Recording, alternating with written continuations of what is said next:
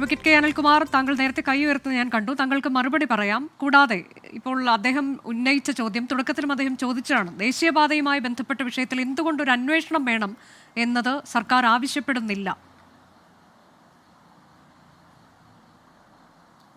ഒന്ന്, ഈ ക്ഷേമ പെൻഷൻ്റെ കാര്യത്തിൽ നമുക്ക് കണക്കെടുക്കാം.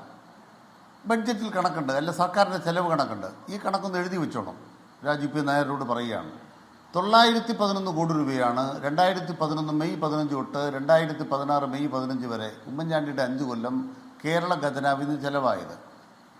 പിണറായി വിജയൻ ഭരിച്ച 2016 മുതൽ അതേ 5 വർഷക്കാലം 2021 മെയ് 15 വരെ 35,154 കോടി ചെലവായി.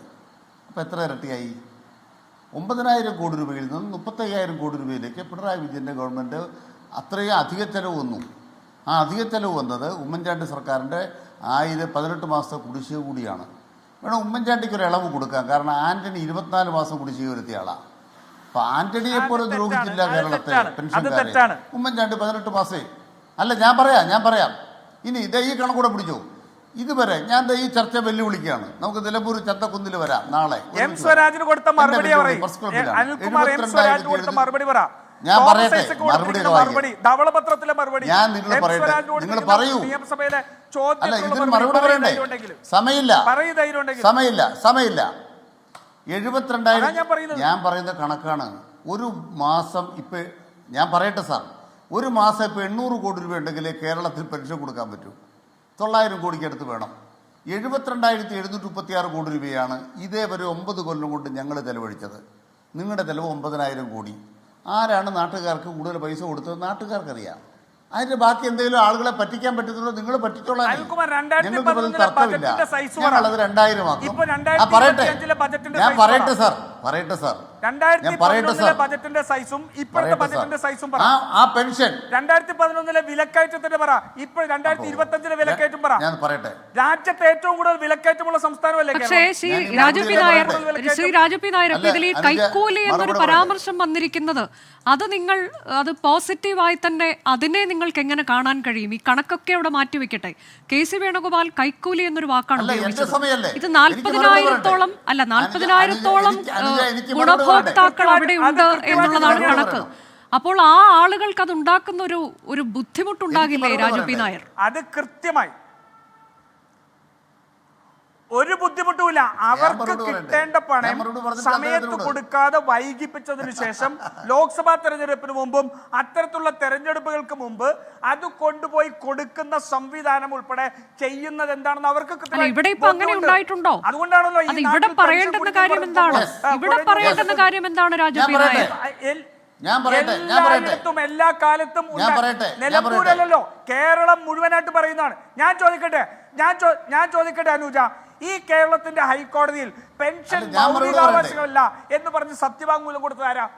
അവരുടെ അവകാശമായിട്ട് നമ്മൾ കൊടുക്കുന്ന ഈ രാജ്യത്ത് സോഷ്യലിസം നടപ്പാക്കാൻ വേണ്ടി അവർക്ക് നമ്മുടെ വിഭവങ്ങളുടെ നീതിപൂർവമായ വിതരണത്തിന് വേണ്ടി കൊണ്ടുവന്ന പെൻഷൻ, ആ പെൻഷൻ കിട്ടുന്നത് മൗലികാവകാശമല്ല എന്ന് കൊടുത്ത സത്യവാങ്മൂലം കൊടുത്ത ആരാ കൊണ്ടേ കൊടുത്തത്? ഒരു ഹൈക്കോടതിയിൽ പെൻഷൻ സംബന്ധിച്ചൊരു കേസ് നടക്കുമ്പോ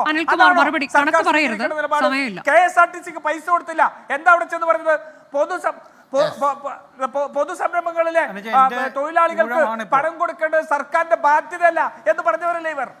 ഇതെന്ത് ഔദാര്യമാണ് കൊടുക്കുന്നത് നിങ്ങൾ? അതെ, നിങ്ങൾ 2 കൊല്ലം മുമ്പത്തെ കാസറ്റ് ഇട്ടുകൊണ്ടിരിക്കരുത് കേട്ടോ. കാരണം വെച്ചാൽ KSRTCയിൽ ഒരു മാസം ശമ്പളം കൊടുക്കേണ്ട തലേദിവസം ശമ്പളം കൊടുക്കാൻ തുടങ്ങി. നിങ്ങൾ പഴയ കാസറ്റ് ഓടിക്കോട്ട് കേട്ടോ. ഇനി ദേശീയപാത പിടിച്ചോ. ഇനി ദേശീയപാത പിടിച്ചോ. അടുത്ത ദേശീയപാതയ്ക്ക് എന്താ? ഈ ദേശീയപാതയ്ക്ക് കേന്ദ്ര സർക്കാർ പണം മുടക്കുന്നില്ല. ദേശീയപാത ചെയ്യുന്ന എന്താണ്? എത്ര കിലോമീറ്റർ ദേശീയപാത പണിയുന്നു അത്രയും കിലോമീറ്ററിന് ടോൾ പിരിക്കാൻ കമ്പനികൾക്ക് അവകാശം കൊടുക്കുന്നു. ഞാൻ പറയട്ടെ സാർ, എന്താ ദേശീയപാതയുടെ ഇവിടുത്തെ നിയമം? ദേശീയപാതയ്ക്ക് കേന്ദ്ര സർക്കാർ പണം മുടക്കുന്നില്ല. കമ്പനികളോട് പറഞ്ഞിരിക്കുന്നത് ഇത്രയും ദൂരം പണിത് തരിക. പണിത് തന്നു കഴിഞ്ഞാൽ നിങ്ങൾക്ക് ടോൾ പിരിക്കാം. ഇവിടെ കുരിയാട് കുഴപ്പമുണ്ടായി. അവിടെ വയഡക്റ്റ് വേണം. വയഡക്റ്റ് വന്നാൽ കമ്പനിക്കൊരു നഷ്ടം വരികയില്ല. കാരണം എന്താണ്?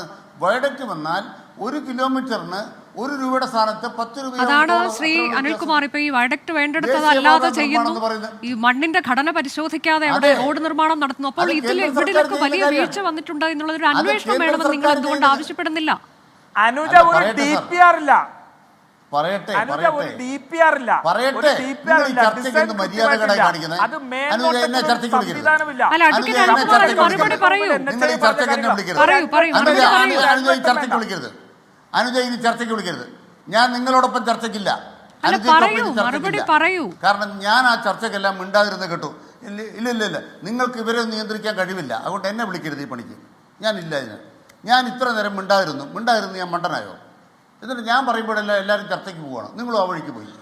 എനിക്ക് മറുപടി അല്ല, പറയാം. ഞാൻ ചോദിക്കുകയാണ്, ഈ അന്വേഷണം എന്നുള്ള കാര്യത്തിൽ നിങ്ങളുടെ നിലപാടെന്ത്? അതാണ് ഞാൻ പറയണത്. എന്താണ് ദേശീയപാത പണിയെന്ന് നിങ്ങൾ മനസ്സിലാക്കണം. PPP മോഡലാണ്. എന്താ മോഡല്? കേന്ദ്ര സർക്കാർ പണം കൊടുക്കുന്നില്ല, പിന്നെ എന്താ അന്വേഷണ? ആരോട് അന്വേഷിക്കാനാണ് പറയണത്? ദേശീയപാതയ്ക്ക് കേന്ദ്രം പണം മുടക്കുന്നില്ല, എന്നിട്ട് എന്താ പണിയുന്നത്? ഇത്രയും ദൂരം പണിത് തരുമ്പോൾ നിങ്ങൾക്ക് ടോൾ പിരിച്ചെടുക്കാം. ഇതല്ലേ വ്യവസ്ഥ? ആ കമ്പനി ഡിസൈൻ ഉണ്ടാക്കി, അത് ദേശീയപാത അതോറിറ്റി അംഗീകരിച്ചു. ഇപ്പോൾ അവിടെ മണ്ണിടിച്ചപ്പോൾ ആ ഡിസൈൻ മാറ്റണം. മാറ്റി. അതിൻ്റെ ഭാഗമായിട്ട് ഇവിടെ വയഡക്റ്റ് വന്നു. വയഡക്റ്റ് വരുമ്പോൾ ടോള് കൂട്ടുമെന്നല്ലാതെ കമ്പനിക്ക് നഷ്ടമില്ലെന്ന്. ഇത് നമ്മൾ സാധാരണ ഒരു പാലത്തിന് ടെൻഡർ എടുത്ത് അതിന് പണം കൊടുത്ത് പണിയിപ്പിക്കുന്ന പോലെയല്ല PPP മോഡല്. അത് മനസ്സിലാക്കാതെ ഇവർ കുറേ ആളുകൾ വിഡ്ഢിവേഷം കെട്ടിക്കൊണ്ടിരിക്കാൻ നമ്മളെന്ത് ചെയ്യും? കേരളത്തിൻ്റെ താല്പര്യം ഇത്രേ ഉള്ളൂ. എന്താണ് താല്പര്യം? ഇത് വൃത്തിയായിട്ട് പണിയണം. രണ്ടാമത്തെ പ്രധാനപ്പെട്ട